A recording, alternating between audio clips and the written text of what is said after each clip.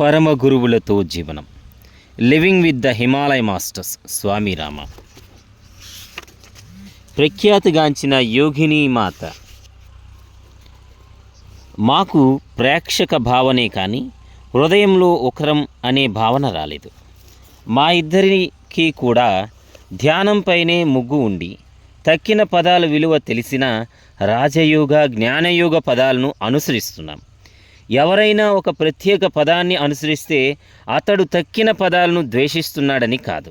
అయినప్పటికీ ఆనందమయీ మాత శిష్యుడొకరు వచ్చి మా ఇద్దరికీ భక్తి మార్గం అన్నింటిలోనూ ఉత్తమమైందని నచ్చజెప్పి ఆ పదానికి మార్చడానికి ప్రయత్నించారు. మీరెందుకు పాటల్లో పాల్గొనడం లేదని ఆయన అడిగారు. నేను అతనితో ఇలా చెప్పాను, బండిని లాగే గుర్రం లాగడానికి ఆనందించదు, కానీ బండిలో కూర్చున్న వ్యక్తి స్వారీని ఆనందిస్తాడు. నిశ్చితంగా కూర్చుని అన్నీ చూస్తూ అనుభవిస్తాడు. కర్మలను నిర్వహిస్తున్న వ్యక్తి అది చూస్తూ విజ్ఞుడు అనుభవిస్తున్నంత ఆనందాన్ని అనుభవించలేడు. కొందరు పాడుతారు, తక్కిన వాళ్ళ లోపల పాడుకుంటూ ఆనందిస్తారు. అందరికన్నా మేము ఎక్కువ ఆనందిస్తున్నాం. మేము భక్తి మార్గాన్ని అనుసరించడం లేదని మీకెలా తెలుసు? తన అజ్ఞానంలో ఆ శిష్యుడు తమ మార్గం మాత్రమే ఉత్తమమైందని పట్టుబట్టారు. మా చర్చావాదంలోకి దిగింది. ఆనందమయీ మాత జోక్యం చేసుకుని శిష్యునితో ఇలా అన్నారు, ఈ ప్రాయపు పరిత్యాగులతో వధించవద్దు. ప్రతి ఒక్కరూ తమ అంతఃశక్తిని అర్థం చేసుకొని అప్పుడు తమకు అనువైన పదాన్ని అనుసరించాలి.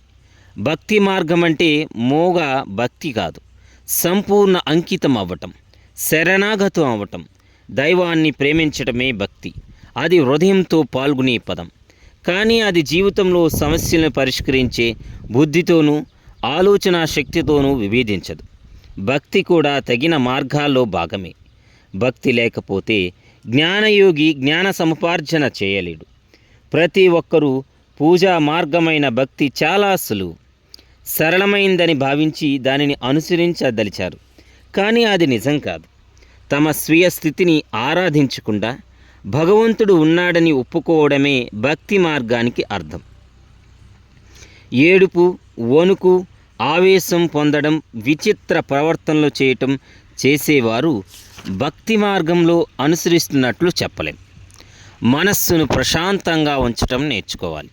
అప్పుడే అన్ని పదాలను అర్థం చేసుకోవచ్చు. అంతకుముందు అది సాధ్యం కాదు. మనస్సు ప్రక్షాళన అవసరం. అది మనస, వాచ, కర్మన జరుపుకునే శిక్షణ వల్ల సాధించవచ్చు. తార్కివాద ప్రక్రియ ఒక విధమైన అధ్యయనం. అది ఒక స్థితి కాదు. ఈనాటికి కూడా ఆమె యొక్క అత్యుత్తమ ఉపన్యాసం నాకు జ్ఞాపకం ఉంది. ఆమెకు నేను, మీ మార్గమే అన్ని మార్గాల్లో ఉన్నతమైనది నిజమా? మీరు చేస్తున్నది మాత్రమే ప్రామాణికమా? ఇతరులు తమ కాలాన్ని వృధా చేసుకుంటున్నారా అని అడిగాను. ఆవిడ ఇలా జవాబిచ్చారు, నా భక్తి మార్గం నాకు సరిపోయింది, కానీ మీ మార్గాలను మీరు మార్చుకోవద్దు. ఎవరికైతే సరైన మార్గదర్శకత ఉండదో వాళ్ళు కలవరపడిపోయి వాళ్ళ పదాలను తరచూ మార్చుకుంటారు. భ్రమతో ఉన్న మనస్సు ఏ పదంలో పోవడానికైనా అర్హమైనది కాదు. స్వార్థరాహిత్యము, సంబంధిత నిష్కపటతము, మనస్సు, వాక్కు, కర్మల మీద ఆధీనం కలిగి ఉండట అనేవి గురువుగా ఉండటానికి కూలిన అక్షరాలు, సంకేతాలు. అటువంటి అర్హత నడిపించగలిగే శక్తి ఉన్న వారి కోసం, సత్యాన్వేషకుల కోసం వెతకటం నేర్చుకోవాలి. ఏ శిక్షణ అయినా తాము అలవర్చుకొని అనుసరించే శక్తి ఉందో లేదో చూసుకోకుండా ఆదర్శవాదులైపోయి శిక్షకులు తప్పు చేస్తున్నారు. వాళ్ళు చూడదలుచుకున్నది వారు చూస్తున్నారు. దీనివల్ల వారు అన్నీ తెలుసుకోవడానికి ఆటంకం కలిగి వాళ్ళు అనుసరిద్దామనుకున్న పదానికి వాళ్ళే అతుక్కుపోతారు.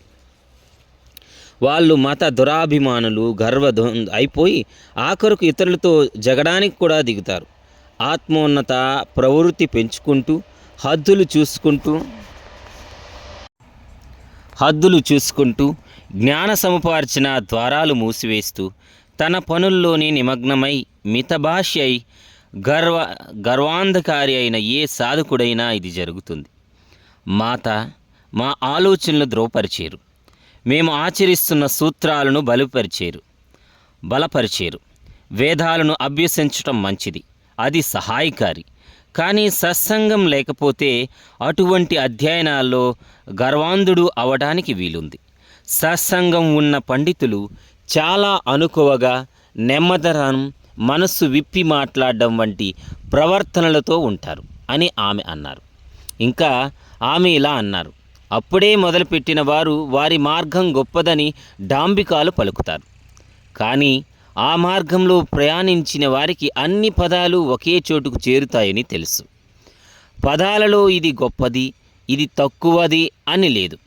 ఏ పదాన్ని అనుసరిస్తున్నామనేది ముఖ్యం కాదు. వారు మనస్సులో వస్తున్న మార్పులను జాగ్రత్తగా పరిశీలించుకుంటూ వాటితో తదాత్మక ఏర్పరచుకోకుండా ఉండడం నేర్చుకోవాలి. భక్తి పారవస్యంతో నిండిన భర్త నయనాలను తదేక దృష్టితో ఆమె చూస్తూ ఉంటే ఆనందమయీ మాతకు సమస్యలతో సెలవు తీసుకుని నేను సామాన్యంగా ఎవరికంటా పడకుండా ఉండే నిర్జన ప్రదేశానికి వెళ్ళిపోయాను.